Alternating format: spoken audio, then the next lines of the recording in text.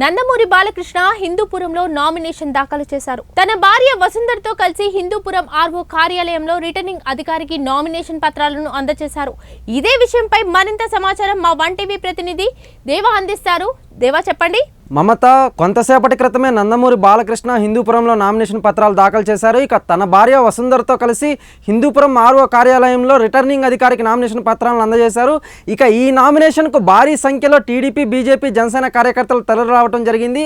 కాగా బాలయ్య ఇప్పటికే హిందూపురం నుంచి వరుసగా 2 సార్లు ఎమ్మెల్యేగా గెలిచిన విషయం అందరికీ తెలిసిందే. ఈసారి కూడా విజయం సాధించి హ్యాట్రిక్ కొట్టాలని బాలకృష్ణ చూస్తున్నట్లు సమాచారం. ఇక నామినేషన్ దాఖలు చేసిన అనంతరం బాలకృష్ణ మాట్లాడుతూ హిందూపురం నియోజకవర్గాన్ని ఇప్పటికే ఎంతో అభివృద్ధి చేశామని, పట్టణంలో తాగునీటి సమస్యను తీర్చడంతో పాటు గ్రామాల్లో సీసీ రోడ్లు, కలవట్లను నిర్మించినట్లు కూడా పేర్కొన్నారు. అన్నా క్యాంటీన్లను వైసీపీ ప్రభుత్వం తొలగించినా కూడా హిందూపురంలో రోజుకు 400 మందికి భోజనాలు అందజేశామని కూడా గుర్తు చేశారు. తన కుటుంబం అంటే ఇక్కడ వారికి ఎంతో ఇష్టమని, ఆ అభిమానంతోనే తనను 2 సార్లు ఎమ్మెల్యేగా గెలిపించారని కూడా ఆయన చెప్పారు. ఇక ఈసారి కూడా భారీ మెజారిటీతో తనను గెలిపించాలని బాలకృష్ణ హిందూపురం ఓటర్లను అభ్యర్థించినట్లు సమాచారం. మమత, కెమెరామెన్ శ్రీనివాస్తో దేవా, వన్ టీవీ న్యూస్. ఈరోజు నేను నామినేషన్ వేయడం జరిగింది. మనం 2 సార్లు గెలిపించారు హిందూపూర్ ప్రజలంతా. అలాగే మొత్తం నియోజకవర్గం అంతా కూడా వాళ్ళ నాన్నగారు అప్పుడు 3 సార్లు ఇక్కడి నుంచి ప్రాతినిధ్యం వహించడం జరిగింది. మళ్ళీ నేను 3వ సారి ఇక్కడి నుంచి నిలబడుతున్నాను, ఎన్నికల బరిలో ఉన్నాను. ఎంతో అభివృద్ధి చేశాం హిందూపూర్కి. అంటే ప్రతి వాళ్ళ గుండెల్లో ఆ కుటుంబం అంటే ఒక అభిమానం. ఎందుకంటే చెప్పిన మాట నిలబెట్టుకుంటారు వీళ్ళు, చేస్తారు, అభివృద్ధి చేస్తారు. సొంత లాభం కొంత మనకు అందరూ వేరే వాళ్ళకి ఉపయోగపడాలన్నది సమాజమే దేవాలయం, ప్రజల దేవుళ్ళు అందరూ నన్ను ఖర్చుకుండే ఒక నాన్నగారు. ఆయనే స్ఫూర్తిగా తీసుకుని మరి ఇక్కడ హిందూపూర్ నుంచి 2 సార్లు ఎన్నో అభివృద్ధి కార్యక్రమాలు చేపట్టాం. 2వ సారి కూడా చేశాం.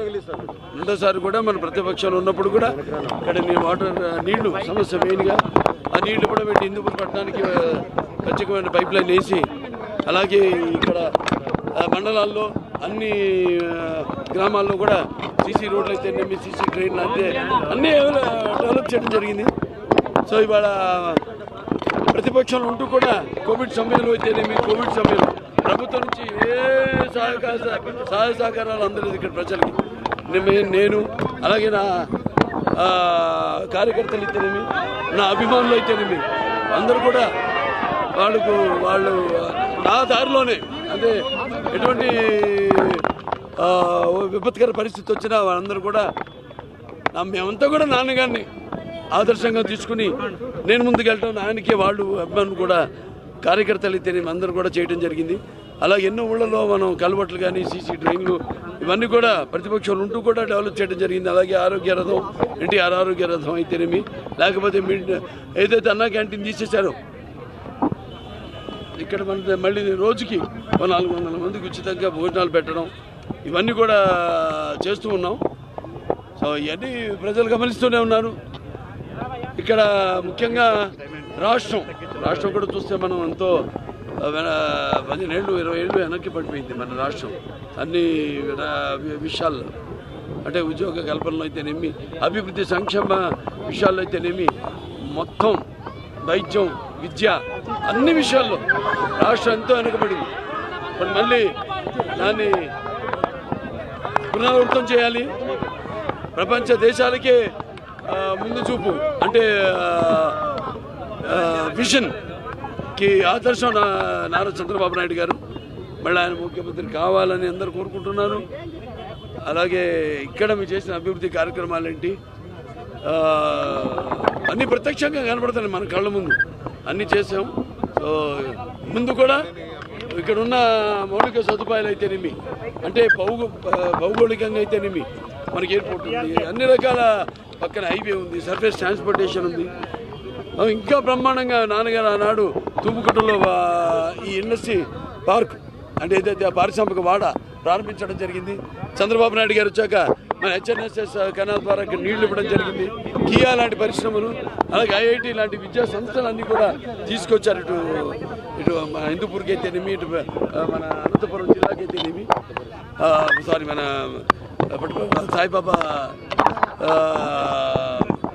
జిల్లా అయితేనేమి హెడ్ క్వార్టర్. సో ఇవాళ రేపు ఇంకా చాలా అభివృద్ధి చెందడానికి చాలా అవకాశం ఉంది పారిశ్రామికంగా. అలాగే ఇక్కడ స్థానికులకు ఉద్యోగ కల్పన కల్పించడానికి చాలా అవకాశం ఉంది. ఆనాడు ఎన్నెన్నో చేసాం మనం. ఇక ముందు ఇంకా ఇక్కడందరికి కూడా అన్ని సంక్షేమ అభివృద్ధి కార్యక్రమాలు పథకాలు అన్నీ అందేటట్టు తప్పకుండా ఇంకా బాగా రెట్టింపు. ఎందుకంటే రాష్ట్రం బాగా వెనకబడిపోయింది ఇప్పుడు 15 సంవత్సరాలు. సో దాని యుద్ధ ప్రాతిపదికత మీద వాళ్ళ మనం రాష్ట్రాన్ని అభివృద్ధి చేయవలసిన అవసరం ఉంది. అలాగే ఇక కూటమి అటు జనసేన అయితేనేమి బీజేపీ అయితేనేమి మా యొక్క ఈ కూటమి ఒక నిప్పుల ఒక ఉప్పెన, ఒక అగ్నిపర్వత విస్ఫోటన, అలాగే ఒక పాశుపతాస్త్రం. దీన్ని ఈ శక్తిని తట్టుకునే శక్తి ఎవరికి లేదు. తప్పకుండా ఇంకా అవకాశం ఇస్తే బ్రహ్మాండంగా ఈ హిందూ నియోజకవర్గాన్ని మొత్తం ఇంకా బాగా అభివృద్ధి చేస్తాను అని తెలియజేసుకుంటే నేను సెలవు తీసుకుంటాను.